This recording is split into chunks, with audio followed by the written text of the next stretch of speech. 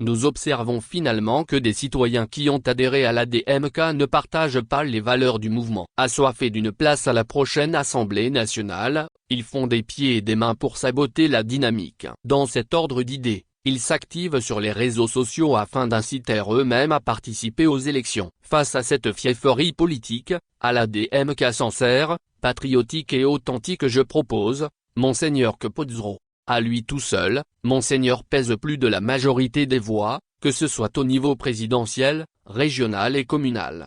On a vu son poids à l'œuvre en 2020 quand il a appelé le peuple à voter pour le DMK. Avec l'appel de Monseigneur, le Togo a atteint un taux de participation record de 80% à une élection présidentielle. Monseigneur est assis sur le point culminant de la pyramide togolaise aussi bien politique, sociale, spirituelle et intellectuelle. Aucun Togolais n'arrive de ce fait à sa cheville. Les petits analystes politiques de dernières heures qui se plaisent à insulter Monseigneur doivent comprendre qu'ils ne valent absolument rien devant lui.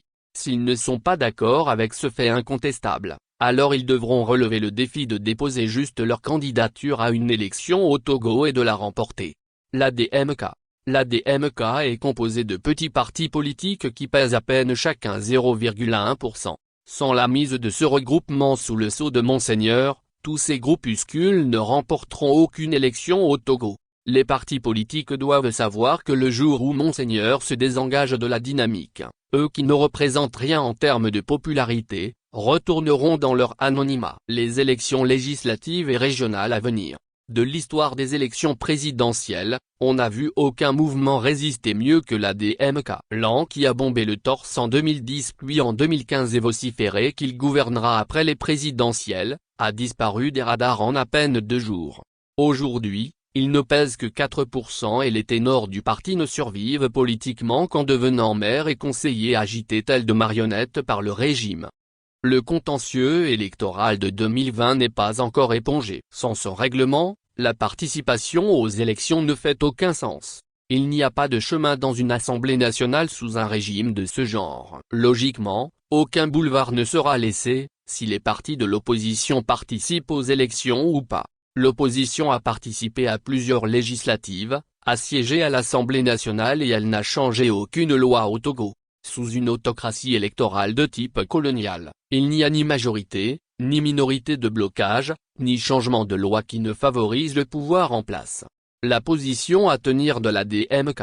L'ADMK n'est pas un parti politique mais un projet mis en place par Monseigneur. Seul compte ainsi l'objectif final, les activités et les stratégies pour y parvenir. Il n'y a donc pas de différents courants politiques à entretenir dans ce regroupement.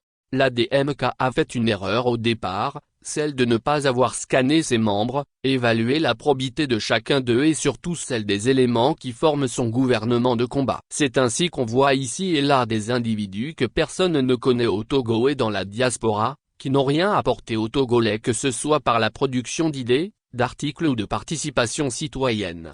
Ces personnes sont entrées dans ce regroupement comme l'on entre dans un magasin, en sorte, dénigrent l'ADMK et font l'apologie des élections. L'ADMK doit donc se nettoyer, vider tous les mauvais grains qui infestent sa structure, mettre en place des règlements clairs concernant son but et la position à tenir de tous ses participants actifs.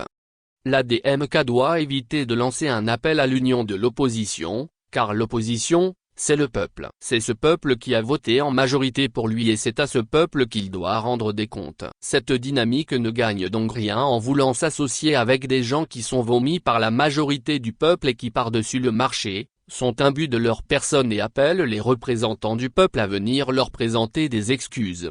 La plateforme de revendication concoctée par le DMK est une bonne stratégie. Il ne s'agit pas finalement d'aller aux élections, mais de réorganiser le peuple acquis à sa cause, relancer ainsi la mobilisation sur le terrain et aboutir au résultat final. La DMK ne doit pas perdre son temps avec des débats stériles sur la participation ou non aux élections prochaines. Elle ne va tout simplement pas à ces élections, porte un message sans équivoque au peuple qui a voté pour elle en 2020 et appelle son électorat à ne pas aller voter tant que les réformes ne sont pas faites. La DMK ne s'occupe pas de ceux qui veulent aller aux élections. Elle constate juste qu'ils ne font plus partie de son entité ou ne sont pas des alliés. La majorité du peuple togolais s'occupera des participationnistes et UNIR fera le travail final.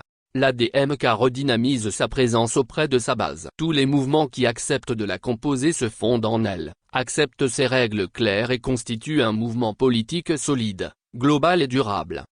Monseigneur coiffe la dynamique en qualité de personnalité morale. Dieu lui accorde une longue vie. En même temps, il prépare sa succession en formant un autre homme de Dieu et est prêt comme le prophète Amos, de défendre le peuple opprimé. Peuple en lutte pour la liberté. Point. Tu n'es pas tenu de conclure la lutte avec tous les partis politiques se réclamant de l'opposition. Point. L'union de l'opposition est une faiblesse. Point.